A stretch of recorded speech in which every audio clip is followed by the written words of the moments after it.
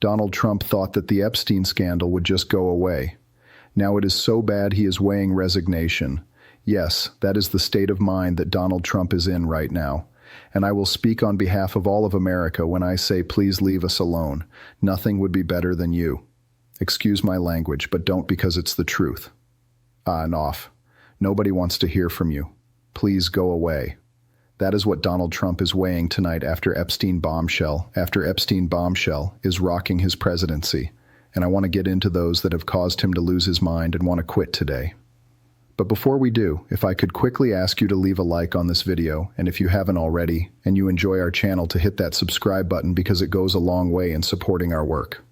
Now, before we get into what Donald Trump said, suggesting that he is considering resigning the presidency, it seems because he is so beaten down from his failed Epstein cover-up. I want to start with one of the reasons why, and it's what's happening inside of his own DOJ that he thought he controlled completely.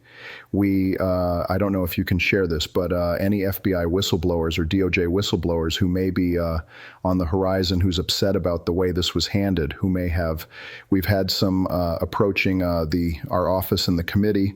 I obviously can't get into the details, but there are people who are upset about the non-compliance with the law, and they don't want to be held accountable, right?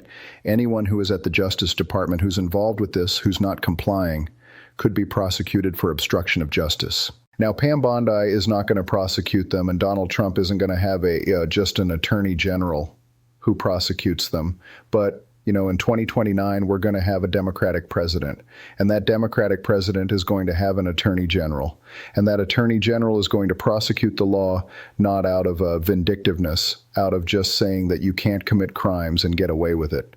By the way, I think that should apply to crimes not just in violating the Epstein Transparency Act. I think it should apply to crimes with ICE, crimes in terms of the strikes in the Caribbean.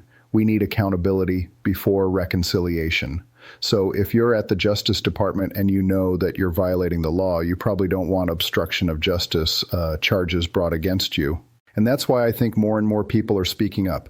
Donald Trump made one thing clear to all of his magic offense on day one of his administration. If you commit violence on his behalf, if you commit crimes on his behalf, he will back you up with a pardon. Donald Trump didn't just pardon January 6th insurrectionists because he wanted to say to those who went out and tried to overturn our election in 2020 for him that he loves them and that he'll always support them. That was a broader message. Donald Trump was telling anyone, if you want to commit crimes, make sure you do it on behalf of me. And he's also made it clear to anyone who is already a criminal, if you give me a couple of bucks, I'll get you out of jail. Do you know why Nicki Minaj was at the Turning Point USA conference? Do you know why she's become such a big Trumper? Well, it's partially because she's an anti-vaxxer and clearly has lost her mind. Not that I really followed Nicki Minaj's cognitive or political state all that closely before Trump. It is because multiple members of her family, including her husband, need pardons. And those are the type of people who sick up and love Donald Trump, right? That they're happy to coddle him and to say, oh, dear leader, you're the greatest.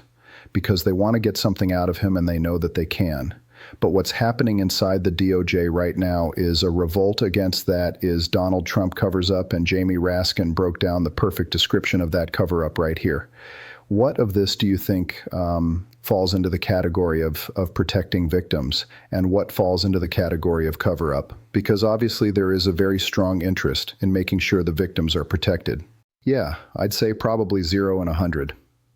They've not shown any difference or respect for the victims at all, for the survivors of this nightmare. And it's all about covering up things that, for whatever reason, Donald Trump doesn't want to go public either about himself, other members of his family, friends, Jeffrey Epstein, or just the social, business, cultural network that he was involved in for at least a decade, if not longer. So do you think these actions that the Department of Justice are taking on this are specifically designed to protect Donald Trump? What else?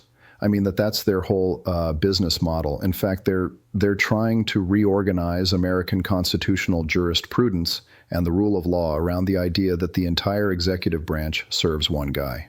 That's the unitary executive theory, that this is all about serving whatever Donald Trump wants. So yeah, I can't imagine what other interests they have in mind. There is infighting within the DOJ because Donald Trump has asked them to accomplish an impossible task.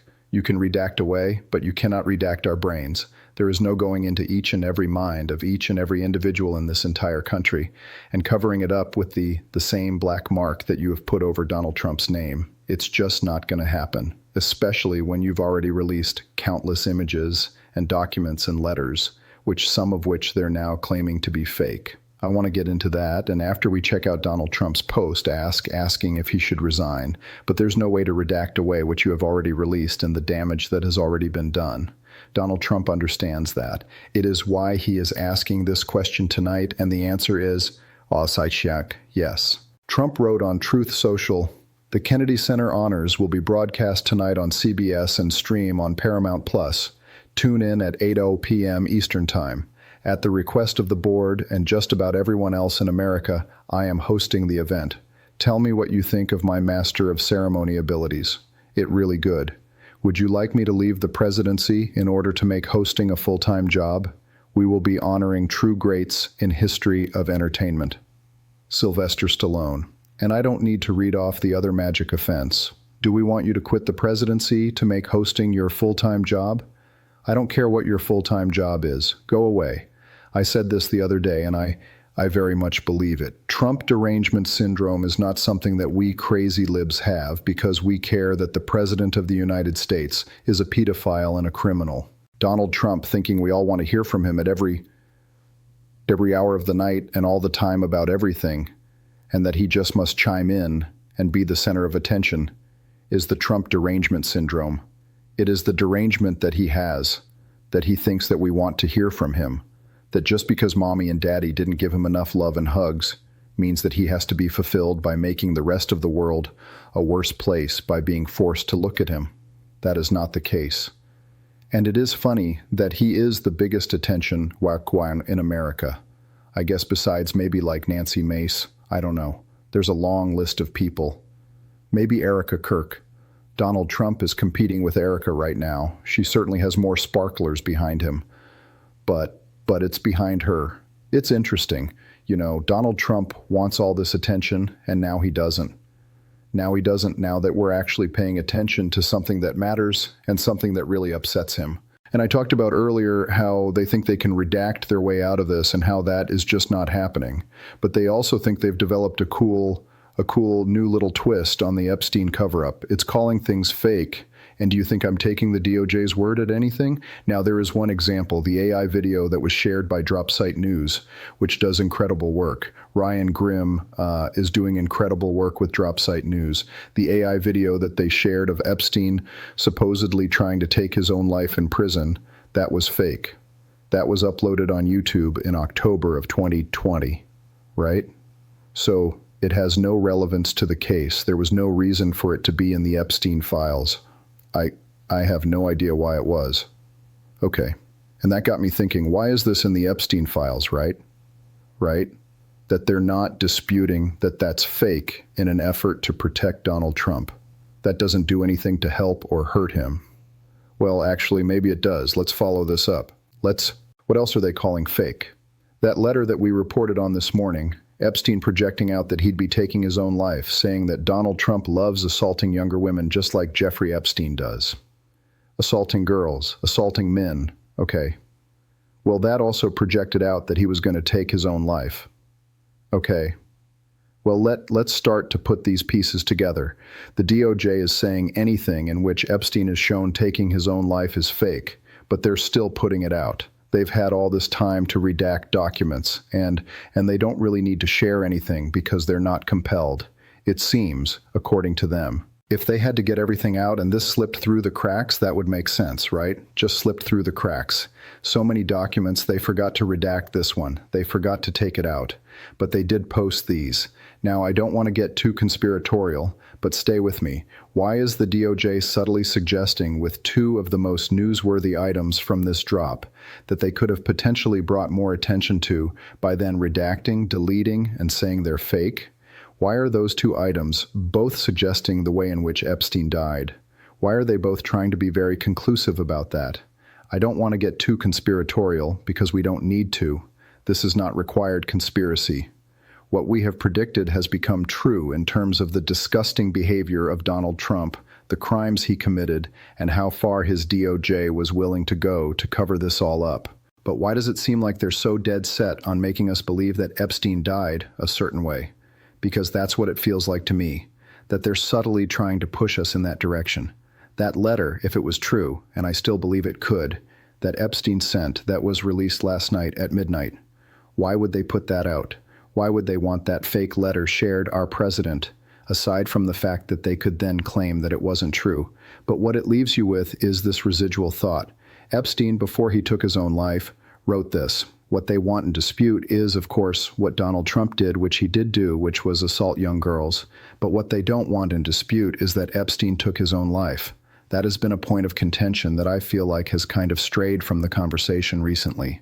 But why should it? Steve Bannon, days before, weeks before, months before Epstein was in prison and died, was saying that the line of bullets was set on him. He said that he was Donald Trump's biggest nightmare. Epstein said that Trump must wake up in the middle of the night sweating bullets, knowing that Epstein and Bannon are friends, while aware that the president, the most powerful person in the world alongside his attorney general, who had his own connections to Epstein, wanted him dealt with.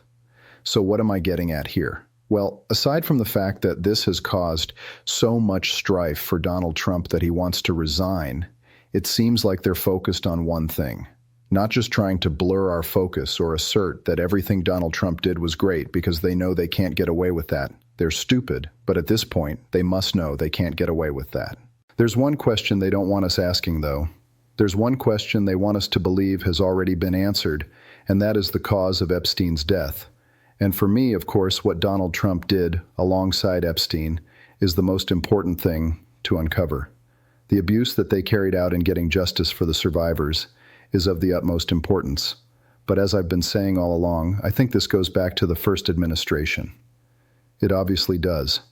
If a U.S. attorney was warning that Donald Trump flew with Galilean Maxwell all the time, they were having these secret meetings, they were hanging out, he's now implicated with another person who would have testified against Maxwell or against Epstein. Whether they be a victim, an accomplice, a co-conspirator, we don't know. But what we do know is the cover-up was happening in the first administration. To what degree, though? To a degree that they wanted Epstein dealt with, that they wanted him gone. It doesn't matter what question you ask. The importance is in asking the question to me at this point. Again, I feel like I'm going off on a conspiratorial rampant, but it's not. To me, what the DOJ has wanted us to not talk about today was the cause of Epstein's death. They wanted to put out documents that suggested or showed that it was him who did so. That's what those two big stories today did. The two biggest items, in my opinion, that were talked about the most did exactly that. So if the DOJ is trying to accomplish something strategic with these releases, in my mind, that could be a goal. So we should ask those questions more. We should push on this issue. The cover-up began in the first term. It began in the first administration. To the extent is what we need to know. We know the abuse was rampant. We know Trump was at the parties. We know he is a pedo. But what do we know about what happened in the first term? Not enough yet. We don't. Those are the questions that I am really, really interested in. That is what I think is important. That connection between Epstein and Bannon, that connection between Epstein and Barr. What Trump was thinking ahead of the 2020 election, I don't know. We need more answers, and we're going to continue to search for them on this show every single day. If you want to support that, as always, you can hit that subscribe button, leave a like on this video if you stuck around to the end. Drop a blue heart in the comments. Keep on fighting, y'all. Don't let him silence you. Donald Trump, if you're watching, please resign. No one likes you. Merry Christmas, and until next time, I'll see you.